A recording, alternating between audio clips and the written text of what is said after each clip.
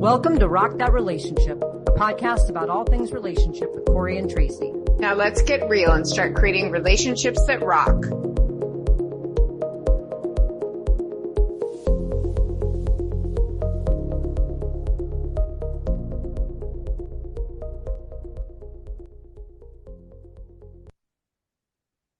Welcome everyone to Rock That Relationship. We are here today with a special guest to wrap up season 3, all about healing from heartbreak. Today we're here with Vera Minot, who is a local entrepreneur and activist and president of the LGBT Chamber of Commerce. What's fun about Vera is that we've met a couple times. We actually have been Facebook friends longer than we've been actual friends. So this is part of our blossoming friendship, is having her on here. But one of the things that I thought would be interesting in having her come to our podcast was that I had seen an improv show recently where Vera got up on stage. She didn't necessarily do the improv, but she told these stories, and then these improv troops had to act out various kind of interpretations of what these stories were. And I'm sure that the improv troupe was used to getting sort of just kind of matter of fact stories up on stage. But Vera got up and was absolutely as funny as the improv folks when she was telling her stories. And so I thought, wow, this is such a great opportunity to, be able to hear some more stories on our podcast today. So Vera, welcome. And thank you so much for being here today. Oh gosh, thank you so much for having me. I hope that none of the stories I tell today have anything to do with lighting fires in my youth or, unfortunate bathroom experiences, which was what improv was all about. So that's what improv thrives on. Exactly. Yeah. Those are fantastic stories. Oh my goodness. Well, let's cut to the chase here. Vera, Tracy and I have spent 2 seasons talking about our heartbreaks over and over, and I think our listeners are about ready to hear from someone else. And so, can you tell us a little bit about what you would say was your biggest heartbreak and maybe why that heartbreak was so significant for you? Yeah, I can. Man, it was such a mess. I'm never sure how much to share about my early 20s and my formative parts of having feelings for people, because it's all really wrapped up in a gross trauma history. But I definitely accidentally fell in love with my coworker, who was also the husband of my boss at that workplace. And I look back and see, a bajillion red flags, and I'm like, oh wow, that was so messed up by complicated trauma crap. For example, I now understand I'm actually homoromantic. I only experience romantic connection and deep emotional intimacy with women. So I'm like, what on earth was I doing? However, all that aside, I found myself what I thought was head over heels with this person, who then was kind of potentially pursuing a divorce. Did I mention messy? Made a lot of mistakes, hurt some people for sure. And the next 6 to 12 months was a series of him breaking up with me and then coming back 3 weeks later. So it was this terrible toxic cycle that, looking back on that time, I feel like I was actually just reliving heartbreak over and over and over again for a year, because the hopes and the highs were so high, oh my God, this is everything. And then dashed, and then back, and then gone. So it took me a long time to get over that entire situation. I think because what was so powerful about the connection was I felt really seen by him, which was something I hadn't really experienced. Due, I think, in a large part to the fact that I couldn't even see myself, right? How can you be seen if you don't even know who you are? But I could still feel the benefit of being seen by this person. So to have that taken away was holy shit, this is the worst thing ever. I think that's what made it so significant. Well, it's interesting because when we emailed you about being on the podcast, one of your comments back to us was like, "Oh boy, it's so messy. I'm so messy." And my point to you is that's all of us. I think. I mean, there's some very fortunate people in this world who, they get in a relationship when they're younger and they have that throughout their life. But I think for most people, it's messy, and especially when you're younger in your 20s. So, how did you on from that? I mean, obviously you did. You're seem happy and healthy now, and you're married, I know, to a woman. And what helped you to get through that? What kind of things worked for you? Wow. Time was honestly the most helpful thing that I had on my side. It honestly took me, I don't know, 2.5 years to stop thinking about it fairly regularly. So long. I look back and I'm like, damn, dude, get over it. He sucked in so many ways. That was not good for me. Oh my God. But did you ever, sorry to interrupt, but no, you're good. We're getting over the trauma that happened. So we've talked about this on the podcast before. You have to get over the heartbreak of being, with that person, but also the trauma of how things happen. If you look back, do you think did you have to heal from both things? Was there the trauma of the process that had happened to you? Yeah, I totally think that's true. That's a really succinct way to put it. I mean, I think that healing happened concurrently, at least for me. The trauma of how it went down with all the ups and downs and the cycles and all of the crazy mess, that definitely informed me and how I approached relationships for years to come. Even after I was over him and over the connection that I thought we had or whatever, I could still see that impact showing up. Sometimes even now, I'm like, ooh, I'm bringing in some old sensitivities into this space. Noted. But I think that healing from, one of the biggest things that I did for myself in the healing process, besides just letting time pass, was acknowledging how much of myself did I lose because I was young and stupid. I think even when we're older and wiser, we still probably lose ourselves a little bit in relationships. Yeah. Obviously the goal is to not, but it probably happens inevitably. So taking a step back and being like, wow, who am I again? What do I like to do? What makes me happy? Have I been serving myself well at all? And if not, what can I do to serve myself well in this new single space? And that was, holy cow, that was a lifesaver for me. That was I'm going to learn how to cook my own food, and I'm going to take belly dancing lessons because why the hell not? And, I'm going to actually get in shape. Well, that's a good goal. All those things. And I think that's a reaction a lot of people have to a breakup, right? Did you do that with the help of the therapist? Did you read books? Did you listen to podcasts? How did you, or did you just sit with yourself? Were there things that helped you to see that stuff? Because that's pretty insightful, right? To say who am I and what am I doing versus just boom, rushing into something else and, Yeah, I journaled a lot. Journaling was a really huge tool for me to reconnect with myself. And I don't know, I have no idea actually if this is how other people journal, but I in my journal entries, I'm like, hi, me, say all the things. And then at the end, I'm like, okay, love you, me. And looking back, I'm like, it's angsty 20s stuff. But also that was probably really healing for me to have the conversation that if I had been in therapy at the time, my therapist probably would have been guiding me through.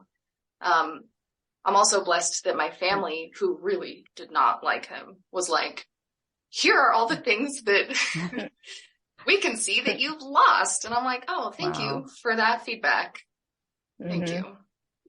Wow. So did you have what was the circumstance or the situation that was the final straw? Did he end it with you? Did you end it with him? And how did that transpire? And then after you all did separate, did you have to see him at all or anything? Or were you able to have kind of that space to yourself? Well, the cycle continued. He cheated on his wife with me. And then my spidey senses were telling me that he was up to no good with somebody else at a coffee date. This is the birthplace of my weird relationship with jealousy, because I went into like a jealous freak out, which turns out I was actually right. Like I had very good reason she was trying to convince him for like 4.5 hours to leave me. Wow. And so I'm like, damn, my intuition had my back there. Like I wasn't even overreacting, but in the like, conversational shit show that followed that, he threw a pillow at the wall, and I was like, in a rage kind of way, which I had never experienced from him. And that was it. I was like, goodbye. So I think it was the next day or, next couple days when he was at work, I had my parents and actually my great uncle was in town for moral support, right? Helping show up at the apartment and pack all my shit up so that when he came home, I was gone, just gone. And that was so rewarding and deeply sad. Like, I don't know. I think since that point, I've never not done the quick Band-Aid pull. I hear about people going through breakups and it's like this drawn out process and all this conversation. And sometimes you got to trust your gut. Like, if it's over, it's freaking over. Well, so. And your gut is reacting to all the things that you had seen, right? Like you said later, people pointed out all these things, or you look back and you see the red flags. And at the time, your gut is like cataloging all that stuff, right? Like all these things that you're not willing to address at the time because you still have that attraction and you still have that, need. And you said earlier, like, why did it take me so long to move on or heal? And we always talk about this on the podcast, like it takes the time that it takes. And if you don't let it take the time that you need, then you're just going to repeat that cycle. And I've learned this now over 50, right? To take that time and really look at what was I doing and where was I and where do I want to go, and being so clear about that, like, do you feel like you judge yourself for like that time? Cause you're saying it took 2.5 years or? No, I think what's funny is now that I'm with my wife, who I'm like unequivocally fully deeply for the first real time in my life actually in love with, like I'm experiencing the love that is worth all that hullabaloo now. I'm like, okay, if it took me years and years, if she and I ended for whatever reason and it took me years and years to get over it, or I never got over it, I would understand, I would get it now.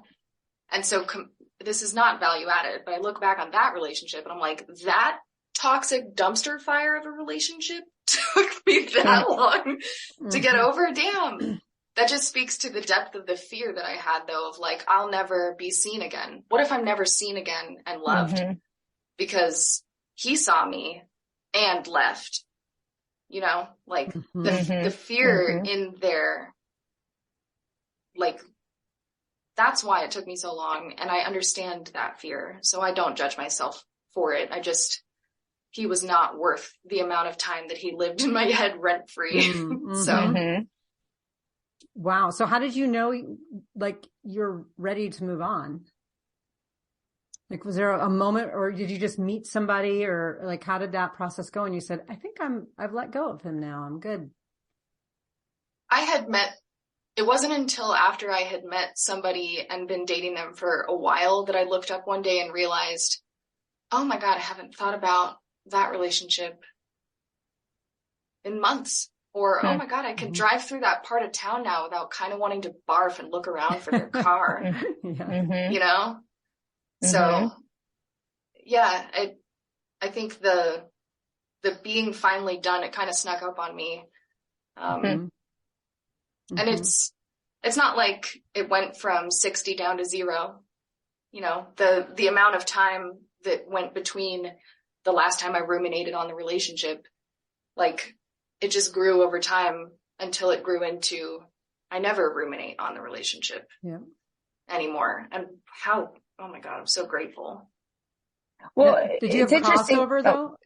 I just want to follow up. Did you have crossover? Like, were you starting to date someone while you were still ruminating? Like you were healing and dating at the same time, or did you wait until you were okay? But it was just sort of fading out. Is like kind of what you're saying. Yeah, it was fading out. But also I think it's important to note that I sought a relationship that was a drastic opposite of that. And to its own fault, like that is, you know, the crossover relationship, that was another ex of mine. And the connection I had with them was really a little mundane. You know, it was safe. I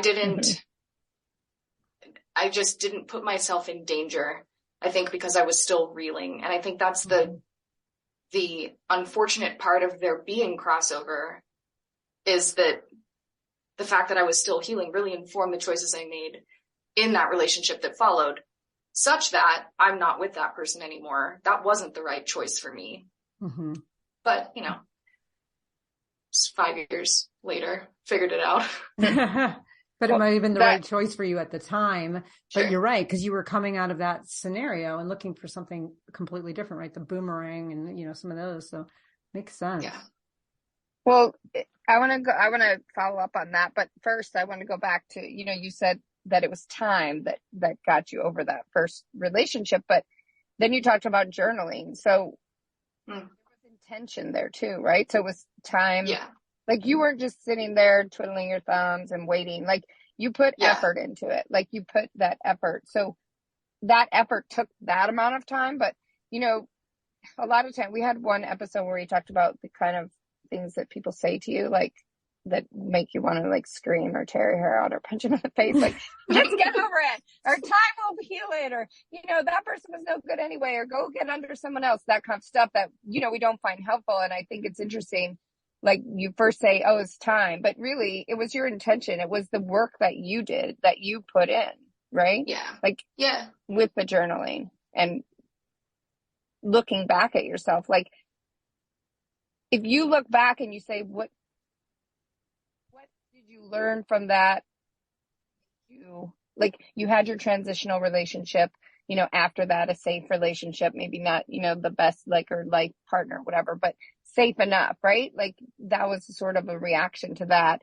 And there's nothing wrong with that. But like, did you through those processes look and say, okay, this is what I want? Like Corey and I talk about all the time. We're both Virgos, but like we're strangely different types of Virgos. It's kind of weird. Like we're both perfectionist type A's, but she catalogs everything. She makes charts. She, you know, makes a plan. And I'm just like, I'm going to do whatever and see what works. And then I have to do a lot of cleanup afterwards, right? Like, oh my word, I have to fix this. And so did you really think like, okay, this is what I want going forward? I'm going to be more intentional going forward? That level of thinking didn't happen until after the transitional relationship. I definitely, there was intention that went into the healing post, you know, this one big one or whatever. The journaling was helpful. I should have gone to therapy, but I was in my early 20s. It wasn't very accessible. I also had other reasons why I wanted to avoid therapy, which so glad I stopped avoiding it. It only took me like 13 years after the thing that made me need therapy to go to therapy. Life-changing.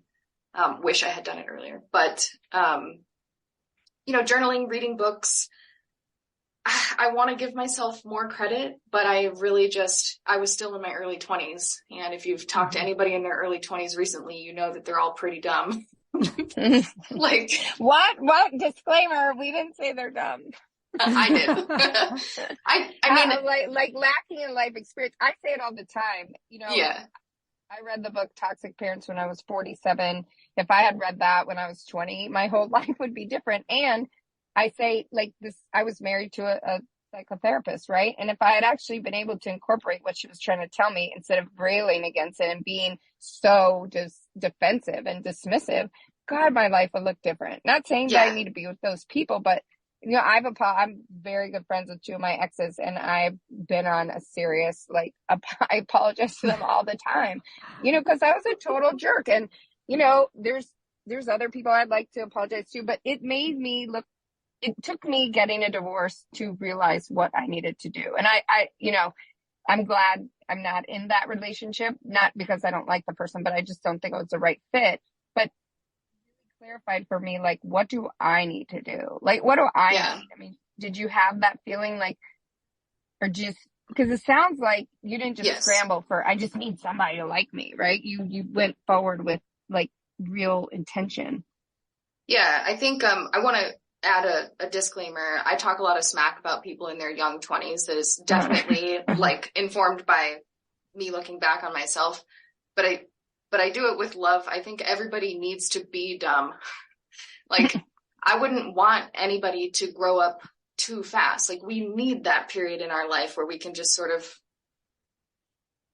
make crappy decisions and then, like, learn from them. Mm-hmm. Because everything that I know, I've learned because I've made such bad decisions sometimes. Holy cow.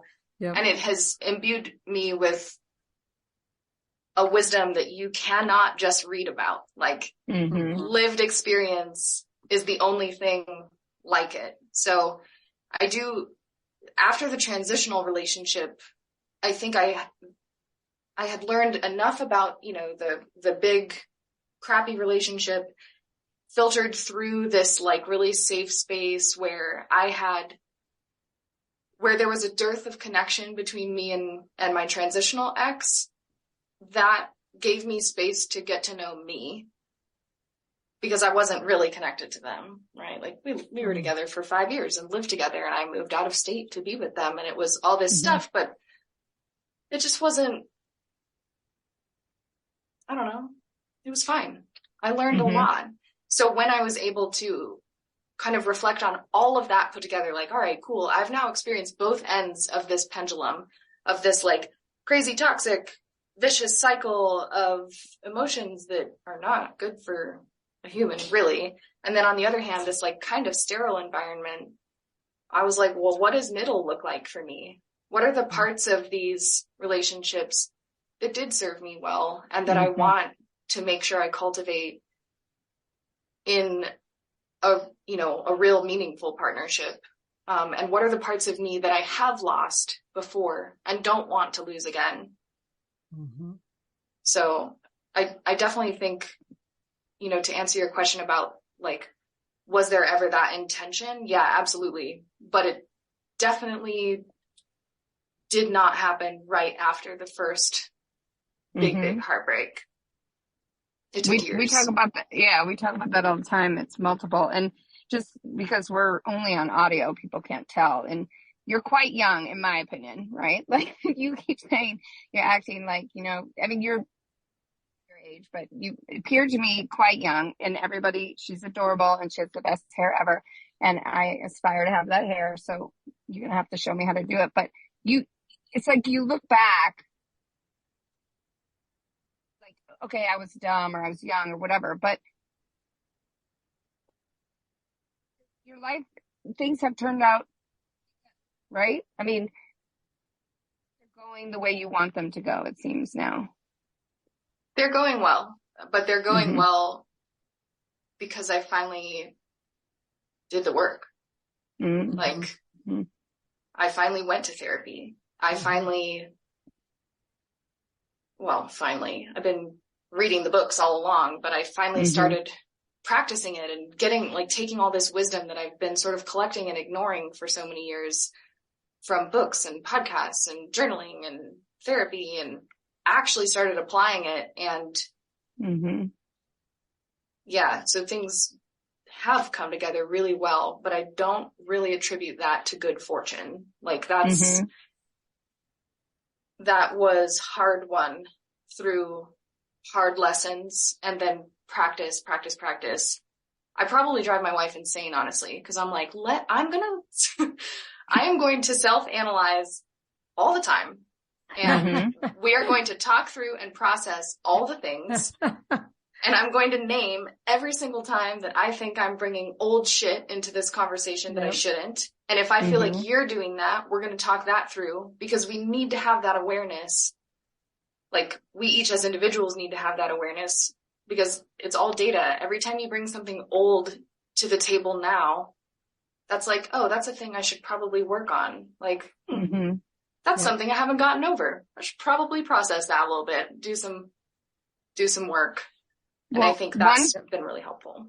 One therapist said to me that in couples therapy at one point, when it's hysterical, it's historical. So when your reaction is out of proportion, right? You have to look back and say, oh my gosh, that's from something else. And what are these triggers? And, you know, it's amazing, because I'm just now over like a little bit of 52, going on 53. And it's taken me this long to get to that point. And you're a couple decades younger than me. And I just want to give you the credit for doing that. You know, it's amazing.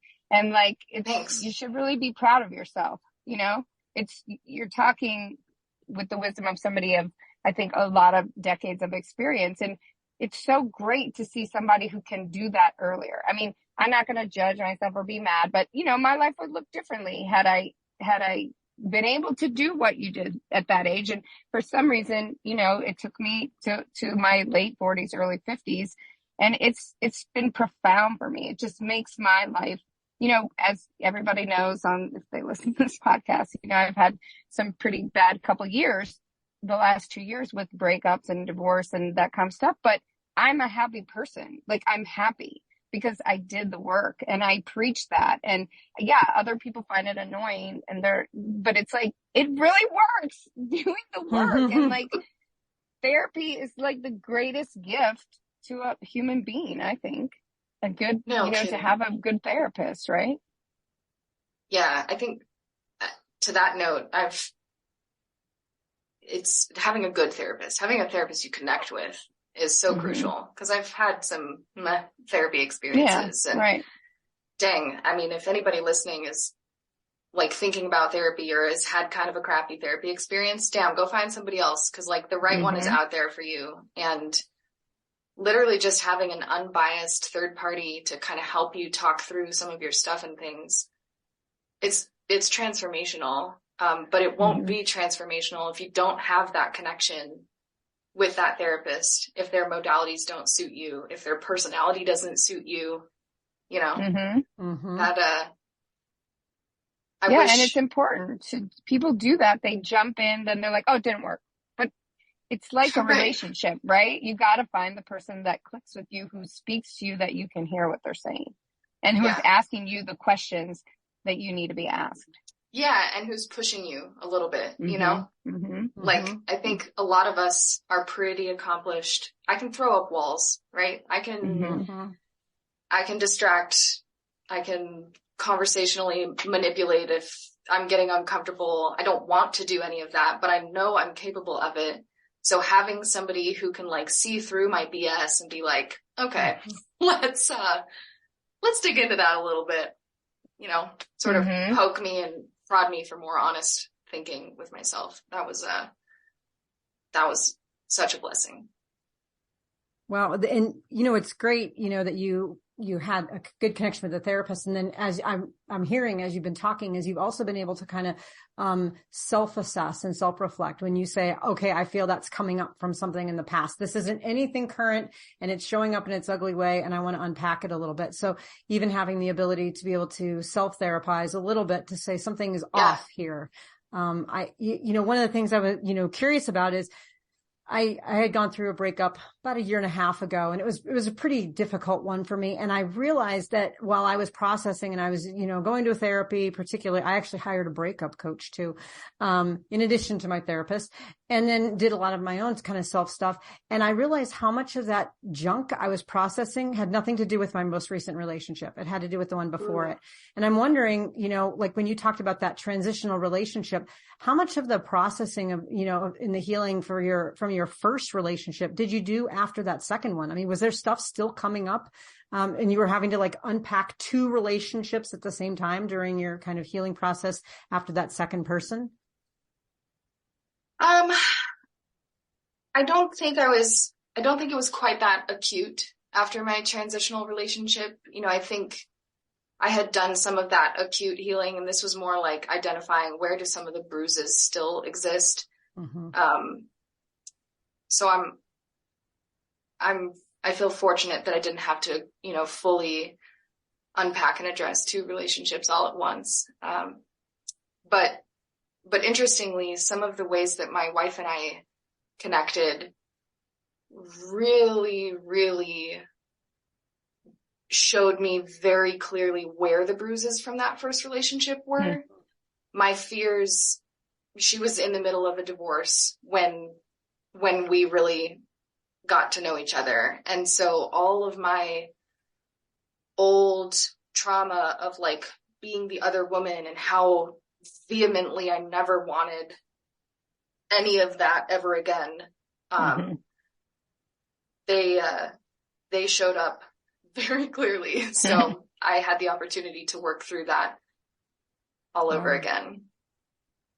Wow. But I mean, in a good way, right? Because at least now I had and have the awareness to be like, all right, let me, here's what I'm feeling. I know that underneath that feeling, there's a couple other layers. There's more layers underneath that. So let's just skip over this layer for now and see what we can uncover underneath. And I think that approach to processing emotions, like from a self-therapizing standpoint, that has served me better than anything else. Mm-hmm. Like, hey, this is just a symptom. There's something deeper. Keep digging until you get to the bottom thing and then address that. And magically the symptoms get better from there.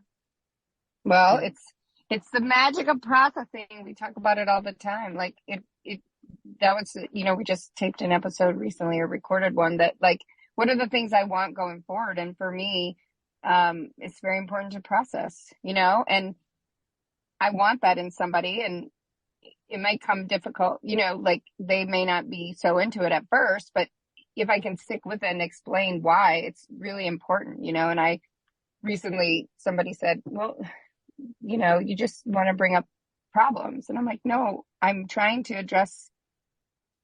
head off the problem by bringing up these issues that are causing me to be triggered or me to be upset or whatever, and then to react. And then that causes you to react. Like this is called processing, and it's really actually good for you. It seems annoying, but it's better than compartmentalizing because, compartmentalizing just leads to it having to be dealt with later. And like you said, coming up in a different relationship it's prior bruise or prior hurt.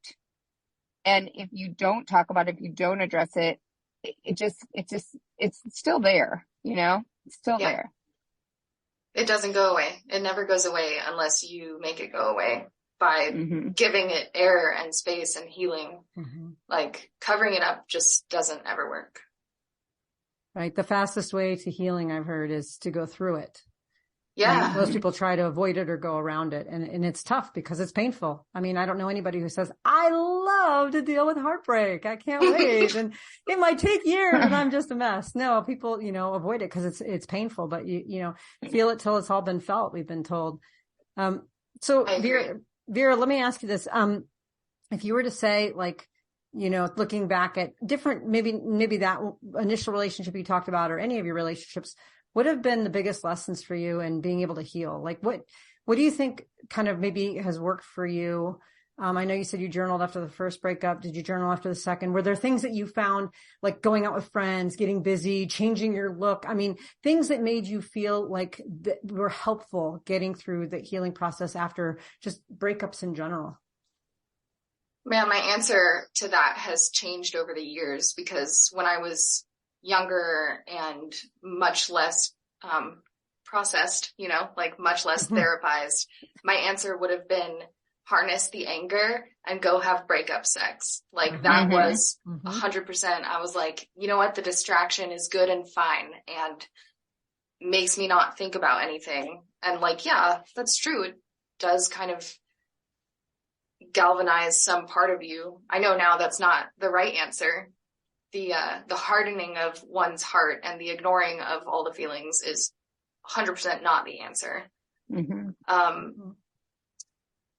I don't think that I've really had the opportunity to put my newfound wisdom into practice, though, because I've learned so much over the last, handful of years being with my wife. And like, this is the majority of my personal growth has happened within the last 4 years. So I haven't yet experienced what does a healthy breakup actually look like. Mm-hmm. But I think intuitively I know that like listening to the music that your ex never liked at full blast, like do shit like that. Go to the paint and sip class that they always thought was stupid and would make comments about and didn't really want to go to. Like go eat a beautiful dinner by yourself and, like appreciate the tiny things in nature. That was helpful for me. Like I would go on hikes and try and find the smallest flowers I could possibly find, like grounding exercises like that kind of helped keep me in my body and prevent me from some of the more insidious and sometimes attractive coping mechanisms like seeking distraction and negative dopamine hits, Mm-hmm. Yep. Well, hopefully you won't be experiencing a breakup again, right? And hopefully you won't have to put any of this stuff into practice. Well, but if you do, not saying that you will have more tools to deal with it, right? I mean, oh, totally. We don't know what's going to happen in life. Like that's the thing. And yeah. I mean, we just don't know. And like, you'll get through it. I mean, that's the thing. I think that's the important thing for people to know. Like, you don't know what's going to happen. It might happen. Not saying that it will happen for you, but you'll get through it and you'll learn from it. And like, do you feel like each experience you've had is valuable? I'm not saying we want it to happen again, or, I mean, I don't like any of my breakups, but they're valuable in like, part of being our life, right? I wouldn't be who I am if I hadn't gone through the things that I have. And some of them have sucked really bad. Like it's just unfortunate, but it all comes together to make us the walking miracle that we each are. Like, how incredible is it that we're alive against so many odds, against every single odd? Like, we just shouldn't even be alive, and we are, and that's a gift. I would say one of the things that I hope I remember forever is I've done a lot of thinking recently on like the role dopamine plays in the human brain. Like, we seek these little hits of dopamine, whether that's from the obvious, drugs or alcohol, but also sex, and also the little notifications on Instagram, and also working too much, or whatever it is that your vice is. I think in a breakup space, if I can hopefully never have to use these, but if I do, what I want to remember is every time I'm seeking that feeling, that escape feeling, that is a symptom. That is a symptom to stop and be like, okay, what's really going on here?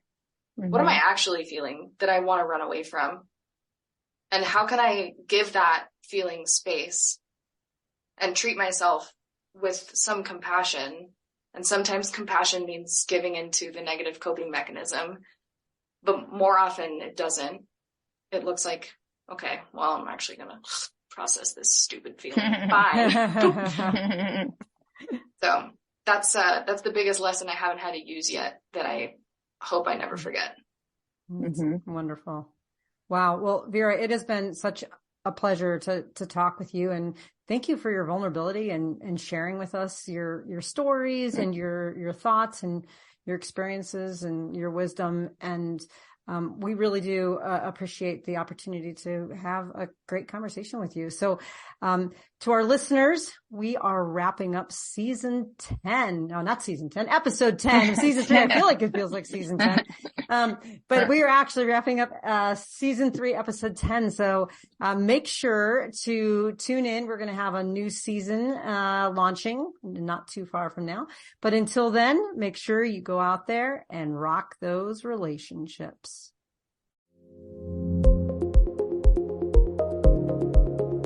If you liked what you heard, check out our show notes for resources from today's episode. Make sure to follow us on Facebook and Instagram under Rock That Relationship, and go to our website at rockthatrelationship.com for updated episodes and more great information. Thanks for listening. Now go rock those relationships.